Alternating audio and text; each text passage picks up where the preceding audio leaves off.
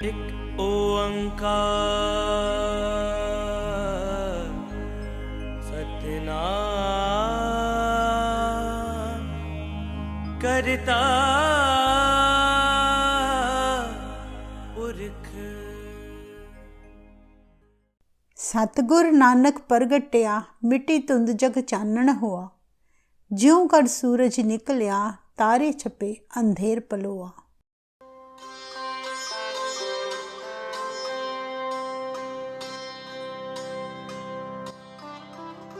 पाकिस्तान के जिला शेखुपुरा के गांव रायभोई की तलवंडी में एक अत्यंत सुंदर मनमोहक बालक का जन्म हुआ, जिसके चेहरे पर इतना रब्बी नूर था कि जो भी उसे देखता बस उसका श्रद्धालु ही बन जाता। हम बात कर रहे हैं सिखों के पहले गुरु और सिख पंथ के संस्थापक श्री गुरु नानक देव जी की, जो सारे संसार को अंधकार से उजाले की ओर ले जाने तथा सत्य का मार्ग दिखाने के लिए धरती पर प्रकट हुए। इसके साथ ही पापियों और पाखंडियों को धर्म का रास्ता दिखाकर एक निरंकार से जोड़ने के लिए आप जी ने सारा जीवन अर्पण कर दिया। गुरु नानक देव जी ने अंधकारमय युग में व्यर्थ के वहमों भ्रमों को समाप्त करके लोगों को धर्म का सही रास्ता दिखाया। उन्होंने किरत करो, नाम जपो और वंड छको का उपदेश दिया तथा पंगत और संगत की परंपरा चलाई।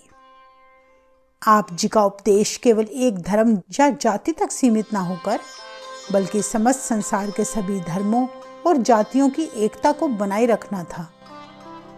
श्री गुरु नानक देव जी का जन्म 1469 ईस्वी में कार्तिक मास की पूर्णिमा के दिन पिता मेहता कालू जी और माता तृप्ता देवी जी के घर में हुआ। पाकिस्तान का वह स्थान आजकल श्री ननकाना साहिब कहलाता है, जहां इस दिन को बड़े उल्लास के साथ मनाया जाता है। आपके पिता खत्री जाति के बेदी थे। खेती बाड़ी के काम के साथ ही हाकिम राय बुलार के पास पटवारी का भी काम किया करते। गुरु नानक देव जी की एक बड़ी बहन बीबी नानकी थी, जो उम्र में आपसे 5 वर्ष बड़ी थी। वह अपने छोटे भाई को बहुत प्यार करती और देखभाल करती। कहते हैं आप जी के जन्म के समय पिता मेहता कालू जी ने पंडित हरदयाल को अपने बालक की जन्म पत्रिका बनवाने के लिए बुलाया। घर आकर पंडित ने दौलता दाई से बालक के जन्म का समय पूछा और बालक ने पहला शब्द क्या कहा था। दौलता दाई ने हैरानी से पंडित को बताया कि मेरे हाथों अनेक बालक जन्मे हैं, परंतु यह बालक अलौकिक है। इस बालक ने जन्म के समय ऐसे भाव प्रकट किए मानो कोई बुद्धिमान पुरुष पहली मुलाकात में हंसकर मिलता हो। मुझे इस बालक के जन्म पर हैरानी हो रही है। दाई से सारा विवरण लेकर पंडित ने कालू जी से कहा कि तुम्हारा बालक शुभ घड़ी में पैदा हुआ है, भविष्य में इसके सिर पर छत्र झूलेगा। पंडित ने जब बालक को देखा तो तुरंत उनके चरण छू लिए। बालक के बारे में अद्भुत बातें सुनकर माता पिता के आनंद की कोई सीमा न रही। हिंदू रीति के अनुसार 13 दिन हो जाने पर पंडित ने बालक को चोला पहनाया और नाम रखा नानक निरंकारी। पिता मेहता जी ने ऐसा नाम सुनते ही हैरानी से पंडित से कहा कि यह नाम तो हिंदू और मुसलमान दोनों का मिला जुला रूप है, नाम तो कोई और होना चाहिए था।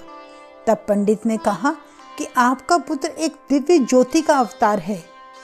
ऐसा अवतार इस धरती पर आज तक नहीं हुआ। श्री राम जी, श्री कृष्ण जी आदि जितने भी अवतारी पुरुष धरती पर आए, उनको केवल हिंदू धर्म के लोग ही पूजते थे, जबकि आपके पुत्र नानक निरंकारी को भविष्य में हिंदू और मुसलमान दोनों ही पूजेंगे। इतने शब्द सुनते ही कालू जी की सारी शंका खत्म हो गई। बालक की जन्म पत्रिका बना लेने के बाद पंडित ने उसे पढ़ते हुए कहा, यह बालक ऐसे नक्षत्र में पैदा हुआ है जिसे मैं ईश्वर का अवतार कह सकता हूँ। यह संसार में सूर्य की भांति चमकेगा, सारा ब्रह्मांड इसकी स्तुति करेगा। यदि यह समुद्र में जाएगा तो समुद्र भी इस बालक के लिए रास्ता छोड़ देंगे। यह अद्वितीय होगा, जिसके जैसा और कोई नहीं। यह केवल एक पूर्ण ब्रह्म की पूजा व सिमरन का प्रचार करेगा। एक पूर्ण धर्मात्मा और ज्ञान वैराग्य का अद्वितीय ज्ञाता होगा। एक परमात्मा के अलावा किसी की पूजा नहीं करेगा। यह पूर्ण अवतार है, अर्थात सभी कलाओं में संपूर्ण। सभी देवी देवता, भूत प्रेत और पैगंबर, ऋषि मुनि इसकी आज्ञा मानेंगे। यह जगत निर्माता खुद अवतार धारण करके संसार के कल्याण हेतु प्रकट हुआ है। अपने बालक की इतनी सारी बातें सुनते ही उनकी खुशी का कोई ठिकाना ना रहा। समय बीतता गया। आपका बचपन अनेकों चमत्कारों से भरा था। स्वभाव में आप बड़े ही विनम्र और दयालु थे, साथ ही बड़े मस्त मौला। जब आप 5 वर्ष के हुए तो आपने अपनी कलाएं दिखानी शुरू कर दी। जैसे कहते हैं कि होनहार बिरवान के होते चिकने पात। एक बार की बात है, गुरु नानक देव जी ने अपने घर से एक बहुमूल्य वस्तु उठाकर किसी गरीब अपाहिज को दे दी। यह बात जब कालू जी के कानों में पड़ी तो वह गुरु जी से बहुत क्रोधित हुए। उस पंडित को शिकायत करके बोले कि तुमने तो कहा था यह बालक छत्रपति होगा, परंतु यह तो अपना घर ही साफ करने में लगा है। तब पंडित जी ने कहा, जब इस बालक का सही समय आएगा तब आपने हम जैसे लोगों से बात भी नहीं करनी। कहते हैं गुरु नानक देव जी बचपन में सदा बड़े बच्चों के साथ ही खेला करते। आपका उनके साथ खेलना भी अद्भुत था। सभी बच्चों को अपने इर्द गिर्द बिठाकर बीच में चौंकड़ा मारकर बैठ जाते और ईश्वर की बातें किया करते। यहाँ पर गौर करने वाली बात है कि 5 वर्ष का बालक ना समझ होता है, उसको तो अपनी भी समझ नहीं होती, जबकि आप जी अपने से बड़े बच्चों को ईश्वरीय बातें सुनाते। आपने तो किसी से ज्ञान भी प्राप्त नहीं किया, ना ही कोई गुरु धारण किया, फिर भी इतना ज्ञानी होना आपको अवतारी और अद्भुत बनाता है। गुरु जी की साखी में दर्ज है कि 7 वर्ष के होने पर आपको पंडित गोपालदास के पास विद्या हासिल करने के लिए गुरुकुल भेज दिया गया। आपका मन सांसारिक पढ़ाई में नहीं लगता था, आप केवल ईश्वरीय विद्या ही पढ़ना चाहते थे। पंडित ने गुरु जी को पट्टी पर पंजाबी भाषा का पहला अक्षर ऊड़ा लिखने को कहा तो गुरु जी ने पंडित से कहा कि इस सांसारिक विद्या को छोड़कर ईश्वरीय विद्या पढ़ाएं। इस पर पंडित हैरान होकर कहने लगा कि हमें तो सांसारिक पढ़ाई ही आती है, आप बताएं कि ईश्वरीय विद्या से हमें क्या लाभ होगा। गुरु जी ने बताया कि सांसारिक विद्या केवल बंधन पैदा करती है, जबकि ईश्वरीय विद्या सांसारिक बंधनों से मुक्त करती है।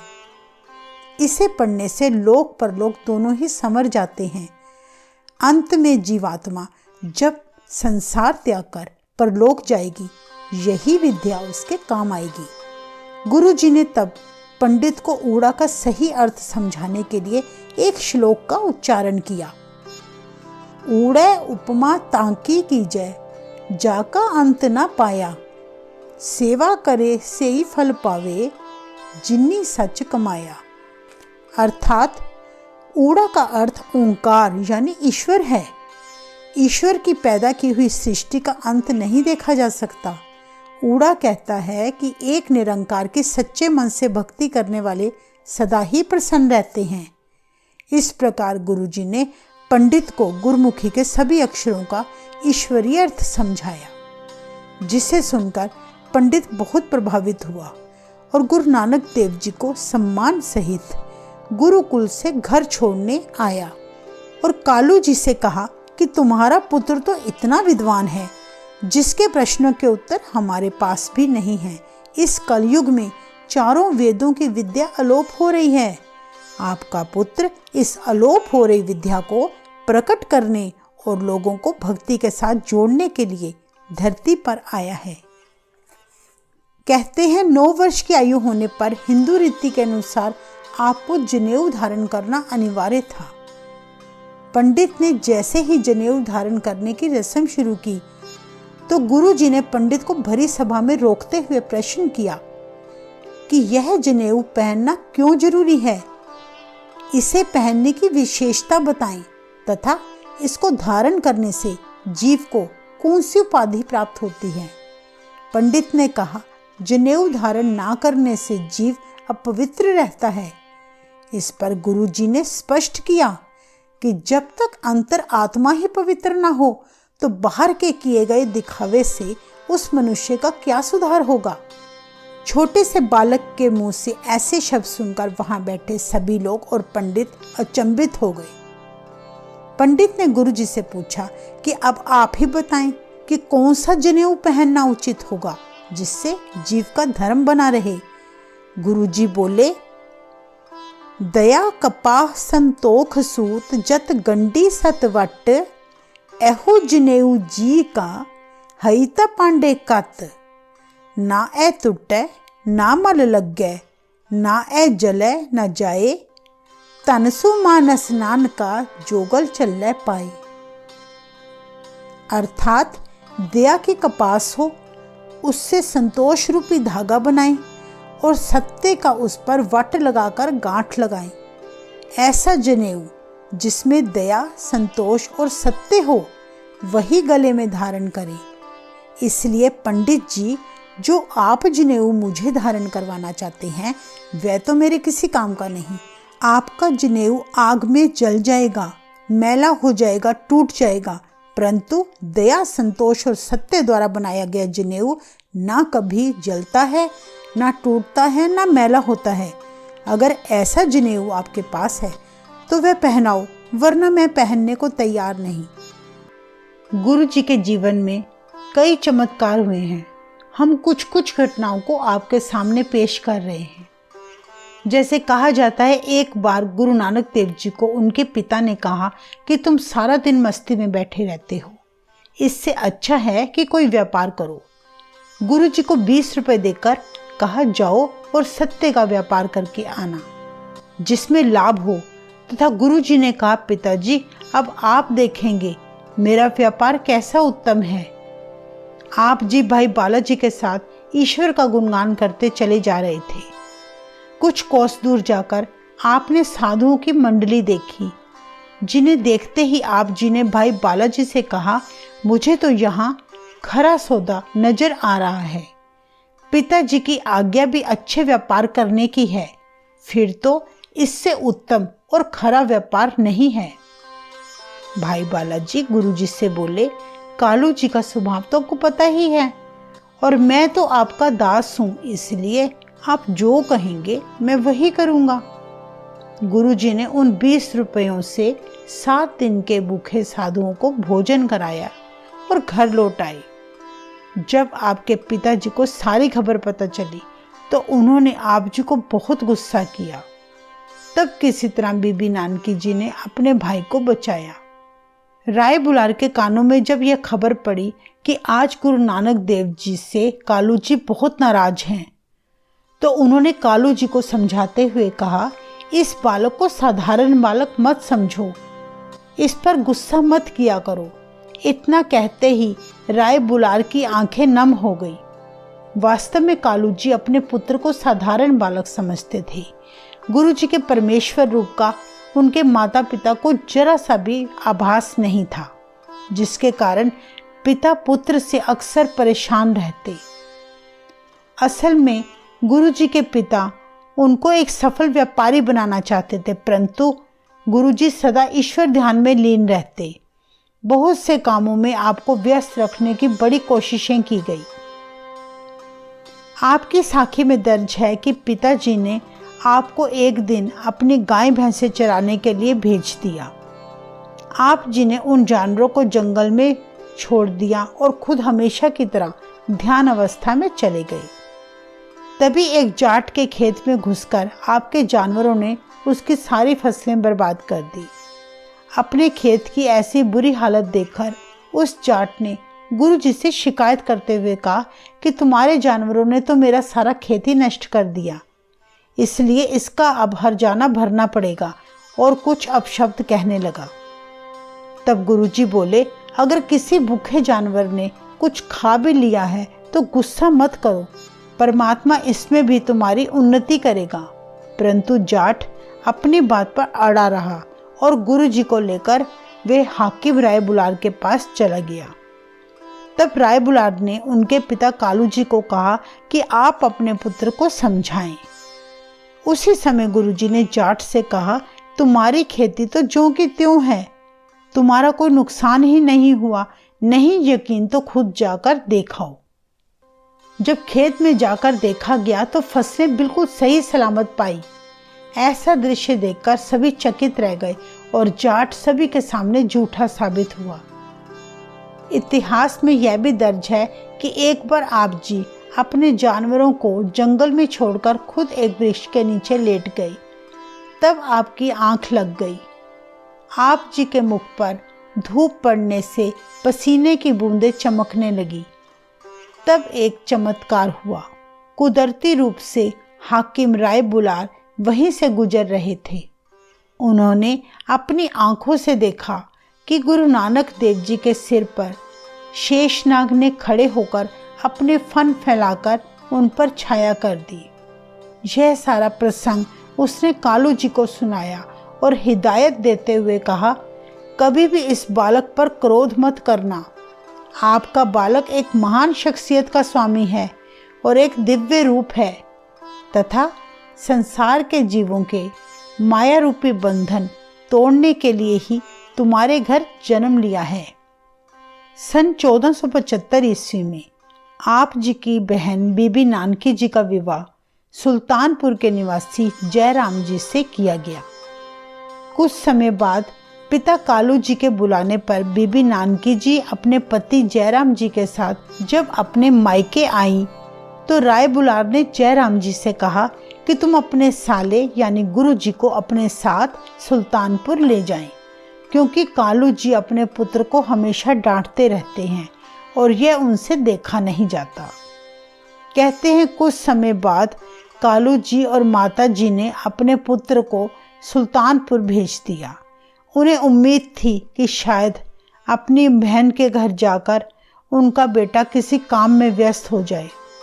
गुरुजी बीबी नानकी जी के घर ही रहने लगे और जीजा जयराम जी ने जहाँ वे खुद नौकरी करते थे उसी मोदी खाने में गुरु नानक देव जी को नवाब दौलत खान के पास नौकरी दिलवा दी। वहाँ गुरुजी आय व्यय का हिसाब देखा करते और सौदा तोला करते। अगर कोई जरूरतमंद मांगने आता तो कभी उसे खाली हाथ ना भेजते। पिता कालू जी यह जानकर संतुष्ट हो गए कि अब उनका पुत्र काम में व्यस्त हो गया है। मोदी खाने का मालिक नवाब दौलत खान अगर गुरु जी को 5 सेर अनाज तोलने के लिए कहता तो गुरु जी 5.25 सेर देकर भेजते। इस तरह आप जी जरूरतमंदों को अनाज देकर झोलियां भरते।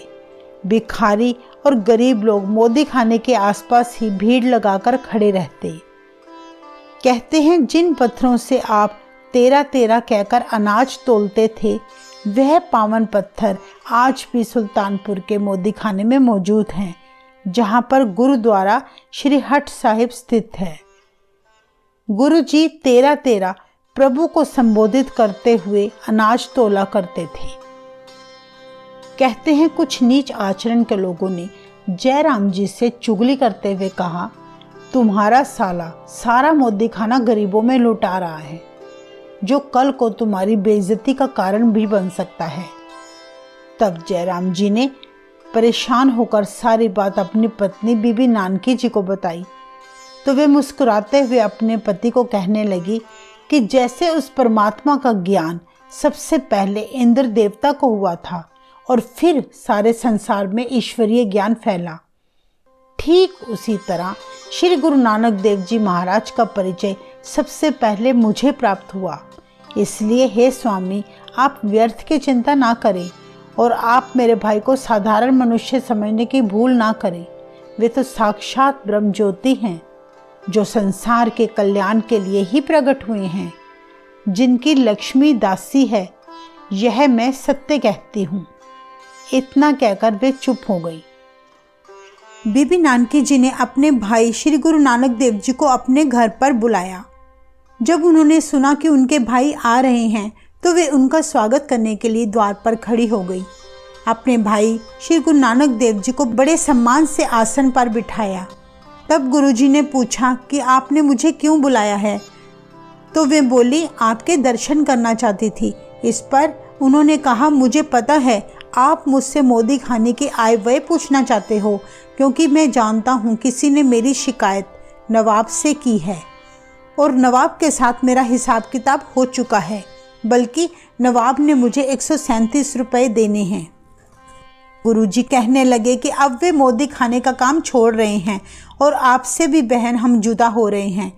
यह हमारी और तुम्हारी आखिरी मुलाकात है।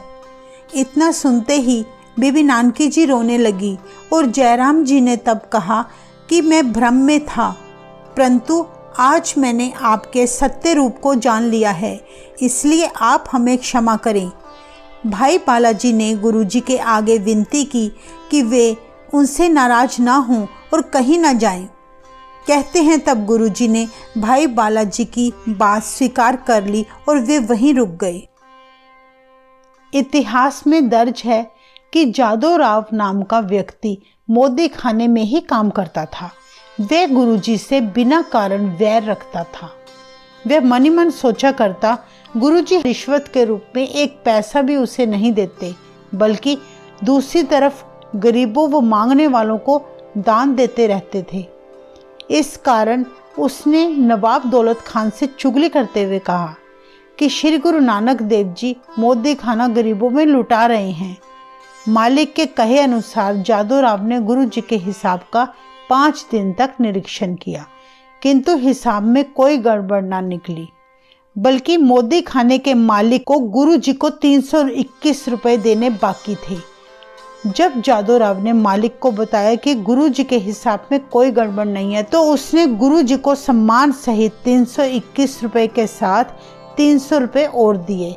इस बात की खबर जब बीबी नानकी जी के कानों में पड़ी तो वे अपने भाई के प्रशंसा सुनकर अत्यंत खुश हुई। कहते हैं गुरु जी की आयु 16 वर्ष होने पर पटवारी मूले की पुत्री सुलखनी देवी जी के साथ बटाला में गुरु जी का विवाह हो गया। कुछ समय बाद आपके घर में 2 पुत्रों ने जन्म लिया, बाबा श्रीचंद और बाबा लक्ष्मीदास जी। विवाह के बाद आप जी कई वर्ष सुल्तानपुर में ही रहे। कहते हैं गुरुजी सारा दिन मोदी खाने का कामकाज देखते और रात्रि के आखिरी पहर होते ही काली बेई नदी में स्नान करके बेरी के पेड़ के नीचे ईश्वर ध्यान में लीन हो जाते। यही दिनचर्या थी आपकी। आजकल सुल्तानपुर का वही स्थान गुरुद्वारा श्री बेर साहिब कहलाता है। बड़ी महानता है उस गुरु घर की, जहां जाकर माथा टेककर संगत को अपने सतगुरु की अनुभूति होती है। कहते हैं गुरु नानक देव जी ने रोज की तरह काली बेई नदी में स्नान करने के लिए एक दिन डुबकी लगाई, तो देखते ही देखते वे अलोप हो गए। यह खबर पूरे शहर में फैल गई। जब आप बाहर ना निकले तो सभी ने यह मान लिया कि गुरुजी नदी में डूब गए हैं, परंतु आपकी बहन का विश्वास अटल था। वह जानती थी कि उसका भाई सुरक्षित है। तब वहां एक चमत्कार हुआ। गुरुजी नदी से तीसरे दिन बाहर निकल आए और मूल मंत्र का उच्चारण करने लगे। सुल्तानपुर वासी आप जी को सही सलामत देखकर हैरान हो गए कि कोई साधारण मनुष्य तो जल में 3 दिन रहकर जीवित नहीं बाहर आ सकता। इतिहास में उल्लेख किया गया है कि आप जी ने जपजी साहिब की रचना सुल्तानपुर के बेरी के पेड़ के नीचे ही बैठकर की थी। इस घटना के बाद गुरु जी को गृहस्थ के प्रति परम वैराग्य हो गया था। गुरु जी ने बीबी नानकी जी को कहा, बहन अब हम जा रहे हैं। तब वे बोली, अब मैं आपके दर्शन कैसे करूंगी? तो गुरुजी ने कहा, जिस समय तुम हमें याद करोगे हम उसी क्षण हाजिर हो जाएंगे। अपने माता पिताजी को आप जी ने बताया कि निरंकार ने उन्हें धरती पर सारे मनुष्यों को एक परमात्मा से जोड़ने के लिए और सभी धर्मों के लोगों को एक सूत्र में बांधने के लिए ही भेजा है। इसलिए देश विदेश जाकर सभी मनुष्यों के कल्याण के लिए और ईश्वर का संदेश जन जन तक पहुंचाना है। उन सभी को मेरी बहुत ज़रूरत है। तब आप जी ने अपने माता पिता जी की आज्ञा लेकर भाई मर्दाना जी को अपने साथ लिया और संतों वाला वेश धारण करके चल पड़े यात्राएं करने। सबसे पहली आपकी उदासी यानी यात्रा भाई लालो जी के घर से आरंभ हुई थी।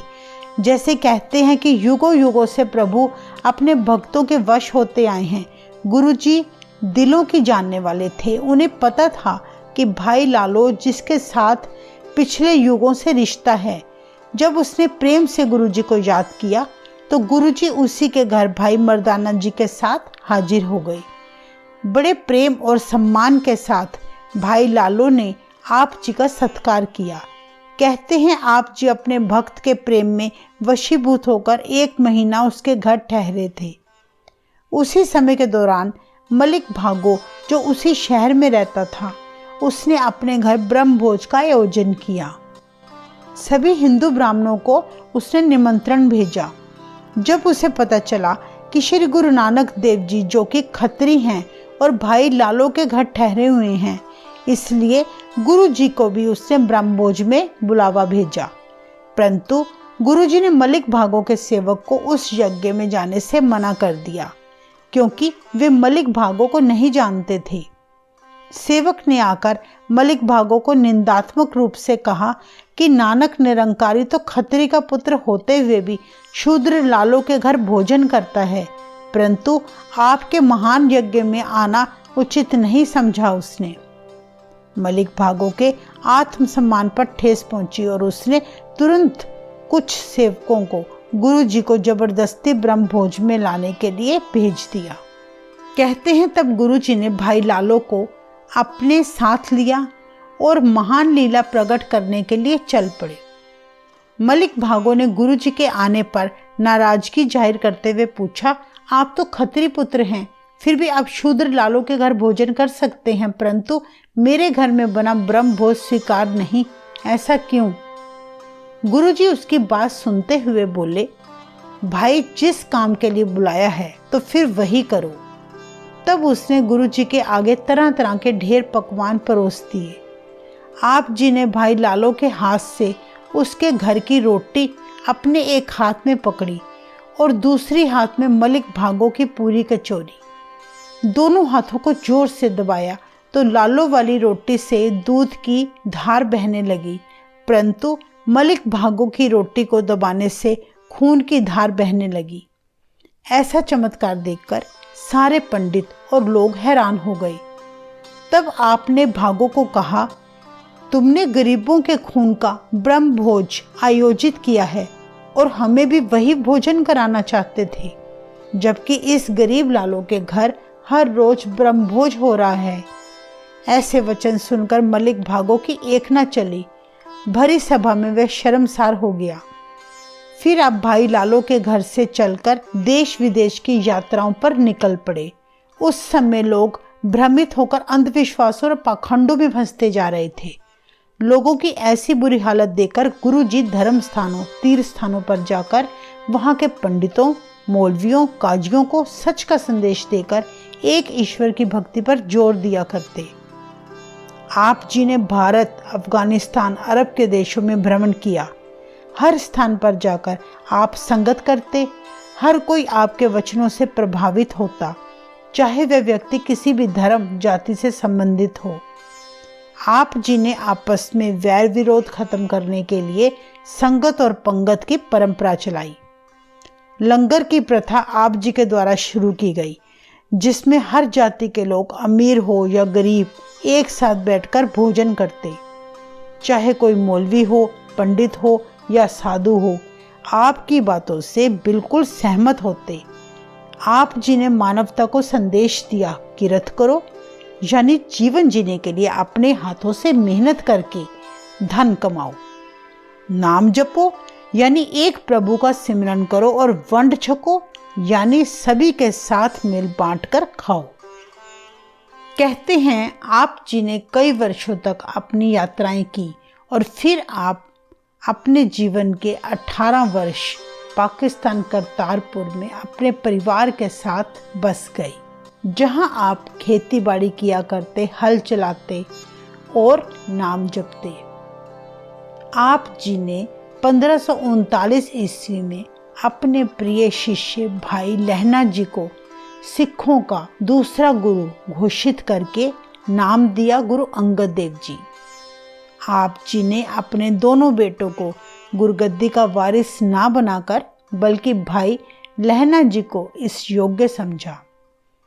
आप जी सितंबर 1539 ईस्वी को करतारपुर में ज्योति जोत समाए। वह स्थान गुरुद्वारा श्री दरबार साहिब कहलाता है, जिसको श्री करतारपुर साहिब भी कहा जाता है। यह पाकिस्तान में स्थित है। आप जी के शरीर त्यागने के बाद हिंदू मुसलमान संगतों ने आपकी देह से जब चादर हटाई तो आपका वहां कोई अवशेष ना पाकर वे दंग रह गए। दोनों धर्मों के लोग तब आपकी देह का अपने अपने धर्म अनुसार अंतिम संस्कार करना चाहते थे, क्योंकि हिंदू उन्हें अपना संत पुरुष मानते और मुसलमान उन्हें अपना पीर मानते थे। इसीलिए कहते हैं तब दोनों गुटों ने गुरु जी की चादर आधी आधी बांट ली और अपनी अपनी रीति अनुसार आप जी का अंतिम संस्कार किया। गुरु जी के उपदेश सभी को बहुत प्रभावित करते। आप जी की बातें शिक्षाएं दोनों धर्मों के लोगों को अच्छी लगती, तभी सब लोग आपसे प्रभावित होते थे, क्योंकि आप जी की भक्ति का स्वरूप दोनों धर्मों को कबूल था। ऐसे थे श्री गुरु नानक देव जी। नानक नाम चढ़ती कला तेरे पाने सरबत दा भला। वाहे गुरु जी का खालसा, वाहे गुरु जी की फतेह।